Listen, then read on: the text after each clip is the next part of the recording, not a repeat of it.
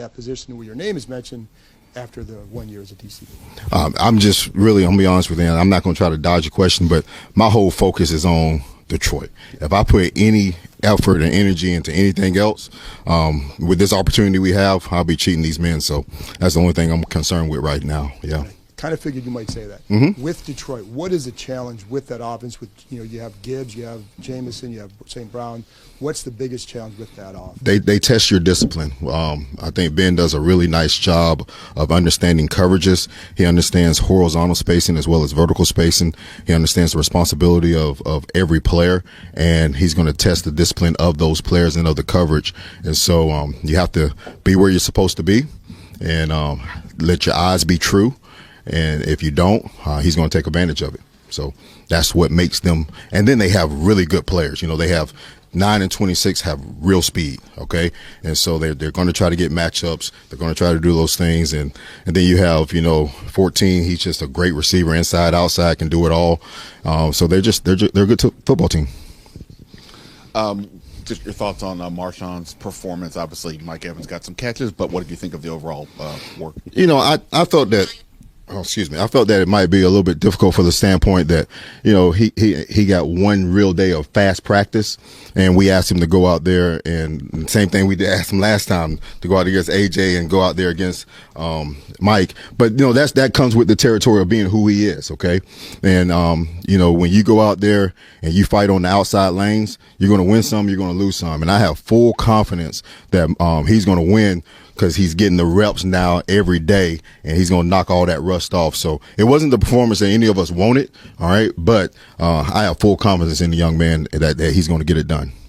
They've got, as you said, they've got multiple wide receivers that are explosive playmakers. Does this make it maybe easier to leave him on one side because there's multiple guys? I know that's a strategy. That's a question I'm not going to answer. I guess it's more just like why then in the last game did you seemingly late leave him on one side versus having say that again? Did he look like he was staying on one side more late in the Tampa game? No, that wasn't the case. No. Well, say I'll scratch that. No. You guys have, Quinn too, you guys have talked a lot about these winning time moments and understanding the game situation. Kind of what goes into preparing your defense for that, and how have you seen that really show up in games? Well, like Q, and we just came through the walkthrough and we put them through another scenario. We try to think of every possible scenario that we can get in those winning time moments and put the team in it, and we talk about it, we practice it, we stress it, we have them teach it back to us so they understand what pockets or what calls when we get into the end of the game. All right, hey guys, I'm talking to the coaches. Expect this call, this call, this call. Let's go over it. Let's expect this pressure on third down. Expect this call on first down. And when he goes for it on fourth down, hey Joe, I'm going for it. Cool. All right. Get the defense ready. Hey, if we don't get it, we got to go out here and get a stop. So we're always in communication on everything that we're doing. So when it's come down to the last play from scrimmage for the last 5 games, sort of what is your feeling on the sideline as you're watching this? We're going to win. Like this game here, so it was a 2nd and 1, okay? All right, we got the stop. And then 3rd and 1, they sort of bobbled it. We get the stop. Now they punt it to us. I think it was 4 minutes and something else. All right, we're going to go down and win. That's winning time. We got the stop that we needed. The special team secured the ball, and we went down there and kicked the field goal. So that's what complimentary football is all about, playing as a team.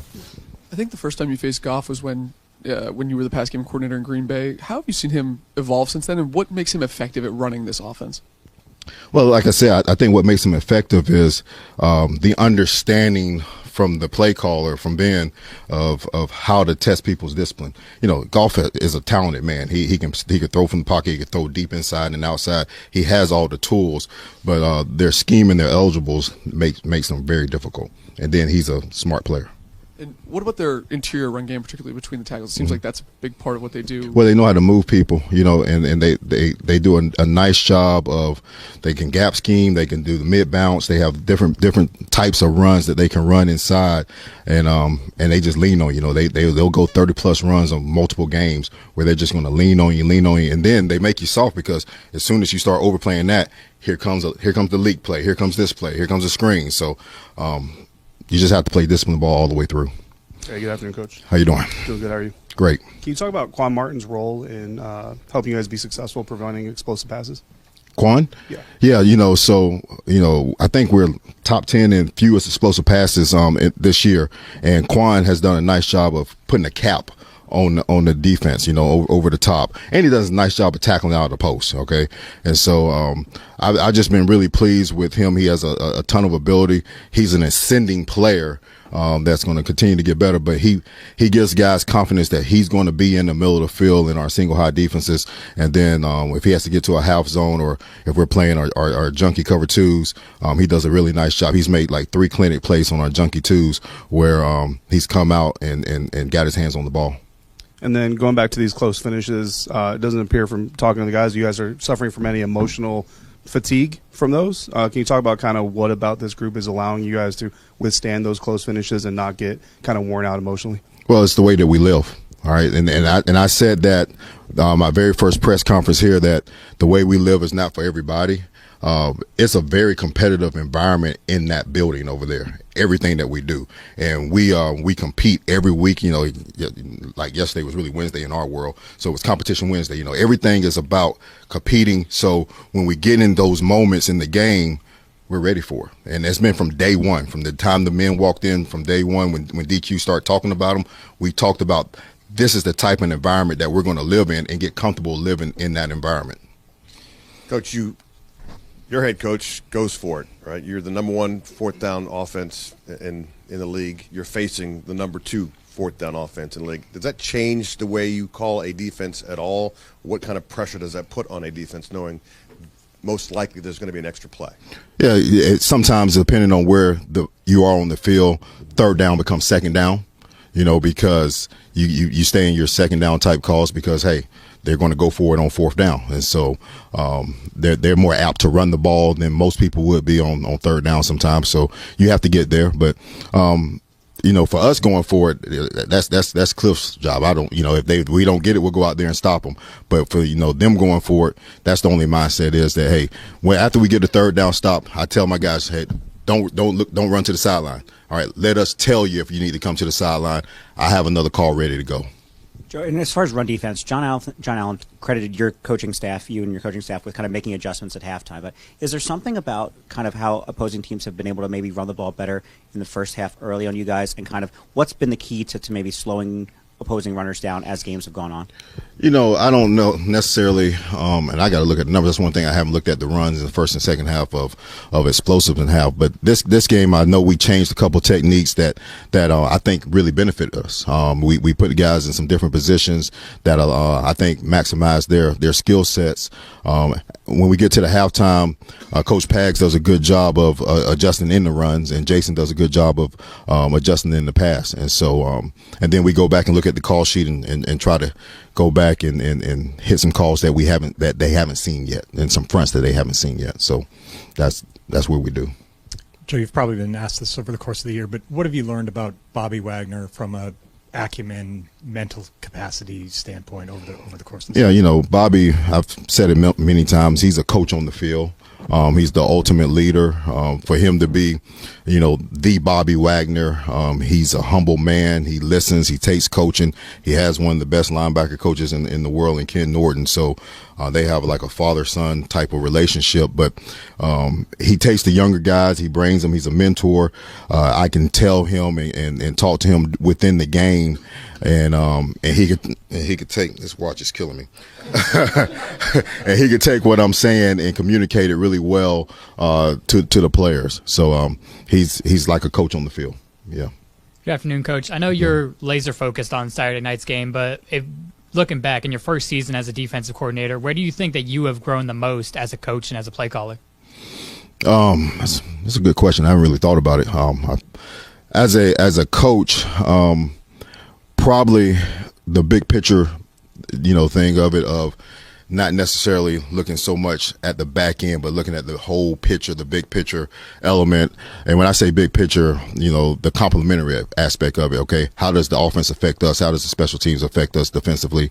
And so I think that's, from a big picture, from a play calling standpoint, early on in the season, I was trying to call plays perfectly. Okay, in this situation, you're supposed to do this. In this situation, and after the third game, going into the Arizona game, I said, "The hell with that." Okay, I'm going to call it the way I want to call it, and we started playing a hell of a lot better. Okay, and so, and that's the way I should have cut it loose at the beginning. But I was all right. It's 2nd and 7+. All right, they're here. This is the perfect, supposed to be the perfect call here. No, just cut it loose, and that's what we've been doing ever since, and that's what I'm going to do. And you've been preaching that ball is life mentality since the off season. As the season's gone on, we've seen more and more of those belts showing up in the locker room.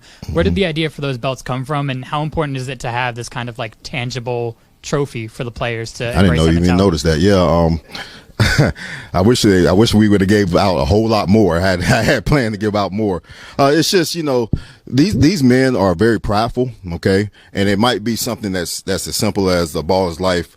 Swag towel, and they're different colors by how many turnovers you get. I think we have one player in the burgundy, and then gold is the gold standard. Any turnover, and like Bobby's going to get one gold one. Any turnover in the playoffs is the gold standard. So it's white, black, burgundy, and gold. And but they take a lot of pride in taking those and getting them because at the end of the day, this is a kids game, and we're all kids at heart, and you play this game because you love it, and to play the way that we play in this building, you have to love it. So it's just something that I thought that would be a cool idea, and they embraced it.